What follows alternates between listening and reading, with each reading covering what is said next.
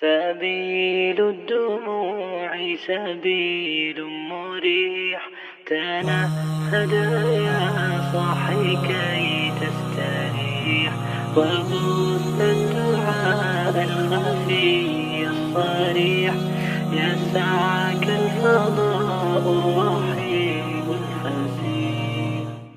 Kalma qaytaraman gapimni. Biz sog' bo'lish uchun roza tutmaymiz. Biz Alloh bizga buyurganligi uchun tutamiz. Uni u yoqda keladigan hikmatlar Alloh taoloning bizga bergan fazli. Inson roza tutishlik bilan havoyi nafsini shunday bo'g'zidan oladi. Chunki doim nafsiz xohlagan ishni qilaverishligingiz bilan nafsizni quliga aylanib qolasiz. To'g'rimi? Endi nafs qayerga olib boradi? Inna nafsa la ammaratun bis-su'. Albatta nafs insonni yomonlikka boshlaydi. Qarang endi, dinimiz nimaga buyurgan bo'lsa, nafs shuni xohlamaydi. Ramazonning foydalaridan Ramazon ro'zasini tutarkanmiz, shaytonni bo'ynini qayraymiz. Chunki bilasizlar, payg'ambarimiz sollallohu alayhi vasallam aytganlar, insonni qon tomirlarida yurishlikka Alloh taolo ruxsat bergan shaytonga. Shundaymi? Mana shu ovqatni oz yeyishlik bilan mana shu tomirlar qisqarar ekan, shaytonning yuradigan yo'li ham qisqaradi. Va har bir holatida mo'min odam Alloh taolo uni kuzatib turishligini his qilib turadi.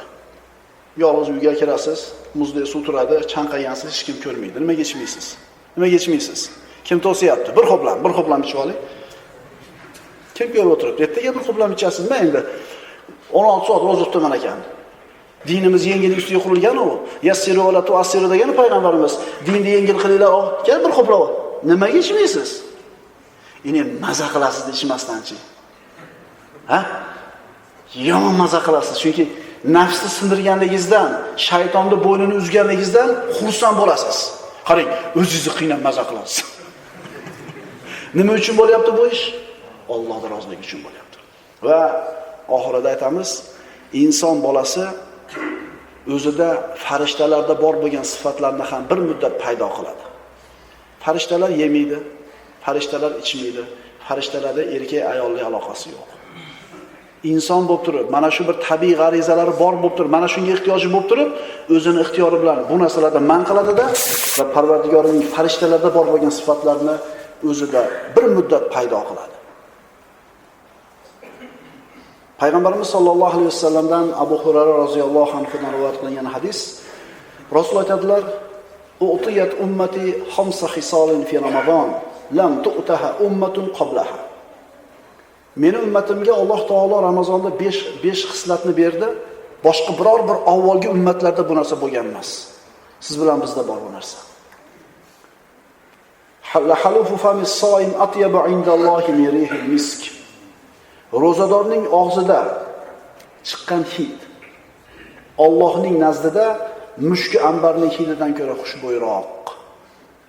Qani xunuk narsa o'zi. Odam ovqat yemaganda og'zidan bir noxushlik keladi, ammo Alloh uchun tutib qiynayotgan kishining og'zidan chiqayotgan noxush hid ham Alloh uchun mushki ambarning hididan yoqimliroq bo'ladi. Ularga, ro'zadorlarga to iftor qilgunlariga qadar malaikalar istig'for aytib turadi. Farishtalar siz bilan bizni gunohimizni Alloh kechirishligini duo qilib so'rab turadi. Uchinchidan, Alloh azza va jalla har kuni jannatga aytadi: "Solih bandalarim mashaqqat va ozorlardan qutulib, senga kelishlariga oz qoldi" deydi. To'rtinchidan, u kunda shaytonlarning ashaddiylari zanjirband qilinib, boshqa payt qilib yurgan ishlariga erisha olmaydilar. Beshinchidan, Ramazonning oxirgi kechasida ro'zadorlarning gunohlari mag'firat qilinadi. Mana o'sha Ramazonning birinchi kechasida o'tiribmiz. Ramazonning oxirgi kechasida ro'zadorlarning hamma gunoh kechiriladi. Birodarlar, 1 yilda to'planib qolgan bo'lsa gunohlarimiz, aniq ishonaylik, Alloh taolo yuvib tashlaydi. Shunda, "Ya Rasululloh, u qadr kechasida bo'ladimi shu ish?" deb so'rashdi. Payg'ambarimiz aytdilar: "Yo'q, xizmatchi qachon ishini tugatsa, uning haqqi to'la qilib beriladi" dedi. Bugungi ro'zani tutdingmi? iftor vaqti bo'ldimi? Bir kunlik roza tugadimi? Alloh taolo gunohni yuvib kechiradi. Gunohni yuvib kechiradi. Kim Allohning rahmatiga, mag'firatiga muhtoj emas? Demak, mana shunday bir muborak oyning muborak birinchi kechasida o'tiribmiz.